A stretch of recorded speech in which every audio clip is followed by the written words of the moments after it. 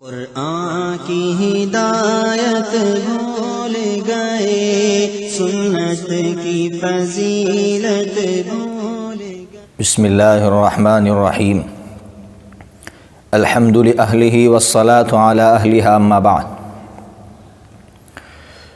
مجھے آج طلاق کے تعلق سے کچھ گفتگو کرنا چاہیے تھی، لیکن بعض احباب کے اصرار پر قربانی سے متعلق وہ مسائل کہ جن مسائل نے امت کو الجھن میں ڈال رکھا ہے، ان دو مسائل کے تعلق سے آپ کے سامنے کچھ وضاحت پیش کروں گا۔ پہلا مسئلہ کہ کوئی شخص اس دنیا سے چلا گیا، اس کو ثواب پہنچانے کے لیے آپ قربانی کرنا چاہتے ہیں، آپ جانور ذبح کرنا چاہتے ہیں، کر سکتے ہیں یا نہیں کر سکتے؟ دیکھیے، اس سلسلے میں ہمارے یہاں تین طرح کے لوگ ملتے ہیں۔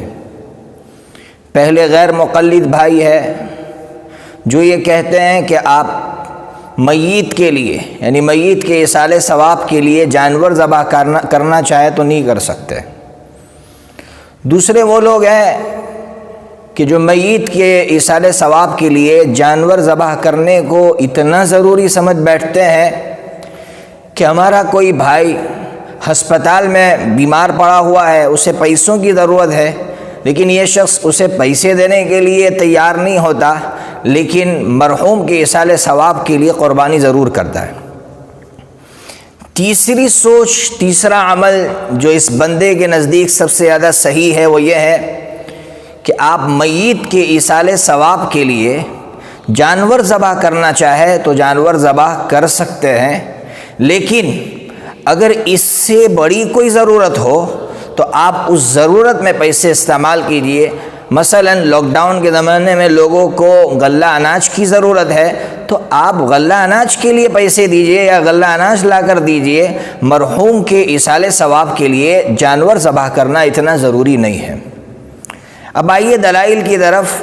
غیر مقلد بھائی جو منع کرتے ہیں، ان سے اگر پوچھتے ہیں کہ بھائی کیوں آپ منع کرتے ہیں، تو سچی بات یہ ہے، میں انہیں چیلنج کرتا ہوں، حالانکہ میں چیلنج کرنے کا عادی نہیں ہوں، لیکن میں ان سے چیلنج کرتا ہوں قیامت تک، قیامت کی صبح تک آپ کوئی دلیل پیش کر سکتے ہیں، اس پر تو دلیل پیش کیجیے۔ سچائی یہ ہے کہ ان کے پاس کوئی دلیل نہیں ہے اس دعوے پر کہ میت کو ثواب پہنچانے کے لیے جانور ذبح نہیں کر سکتے، اس پر وہ کوئی دلیل پیش کر سکے تو پیش کرے۔ اس کے برخلاف ہم جو کہتے ہیں کہ میت کو ثواب پہنچانے کے لیے جانور ذبح کر سکتے ہیں، ہمارے پاس ڈھیروں دلائل ہے۔ پہلی دلیل ترمذی شریف کے اندر حدیث نمبر ہے 1482 اور اس کے بعد 83۔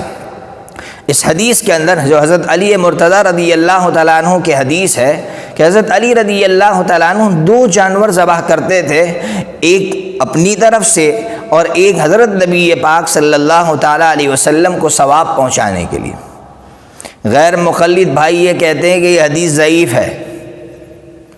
ارے میں غیر مقلد بھائیوں سے کہوں گا کہ آپ نے ائمہ اربعہ سے ناطہ توڑ کر یہی تو مصیبت اپنے سر اٹھا رکھی ہے کہ تمہیں اب تک یہ نہیں معلوم ہے کہ ضعیف حدیث کہاں کام آتی ہے۔ سنو، میں آپ کو سناتا ہوں۔ ضعیف حدیث سے مسائل تو نہیں نکال سکتے ہیں، لیکن ضعیف حدیث مسئلہ پہلے سے ثابت ہو تو اس کی تائید میں کام آ سکتی ہے۔ ارے میں آپ سے پوچھتا ہوں کہ یہ جو میت کے لیے جانور ذبح کیا جا رہا ہے، کیا یہ مالی ایصال ثواب میں داخل نہیں ہے؟ آپ بھی مانتے ہو، پوری دنیا مانتی ہے کہ میت کے لیے اگر آپ صدقہ کرنا چاہے، کوئی مال قربان کرنا چاہے، مال دینا چاہے تو مال دے سکتے، یہ بھی تو اسی کی ایک قسم ہے۔ تو ضعیف حدیث سے اس ثابت شدہ مسئلے کی تائید ہو سکتی، لیکن شاید آپ کو ایسا لگے گا کہ نہیں، پھر بھی ہمیں اطمینان نہیں ہوا، تو میں آپ کو ایک حدیث ایسی سناتا ہوں جس سے سارے مسائل حل ہو جائیں گے۔ بخاری شریف کے اندر، جو میرے ہاتھ میں بخاری شریف ہے، اس میں حدیث نمبر ہے 5553، جس میں ہے کہ حضرت انس بن مالک رضی اللہ تعالیٰ عنہ سے میں نے سنا، عبدالعزیز ابن صہیب فرما رہے ہیں کہ نبی پاک صلی اللہ علیہ وسلم 2 مینڈے ذبح کرتے تھے، میں بھی تب سے 2 مینڈے ذبح کرتا ہوں۔ سارے علماء کا اتفاق ہے کہ حضرت انس بن مالک ایک جانور اپنی طرف سے اور ایک جانور نبی پاک صلی اللہ علیہ وسلم کے ایصال ثواب کے لیے. کیا بخاری شریف کی اس حدیث پر بھی آپ کو اعتماد نہیں ہے؟ یہ وہ حدیث پیش کی ہے جس سے اور ایک مسئلہ حل ہوگا، میں بعد میں سناؤں گا. اس سے صاف سمجھ میں آیا کہ میت کو ثواب پہنچانے کے لیے اگر آپ قربانی کرنا چاہتے ہیں، جانور ذبح کرنا چاہتے ہیں تو جانور ذبح کر سکتے ہیں، لیکن دوسری ضروریات اگر اس سے مقدم ہو تو اسے مقدم رکھا جائے.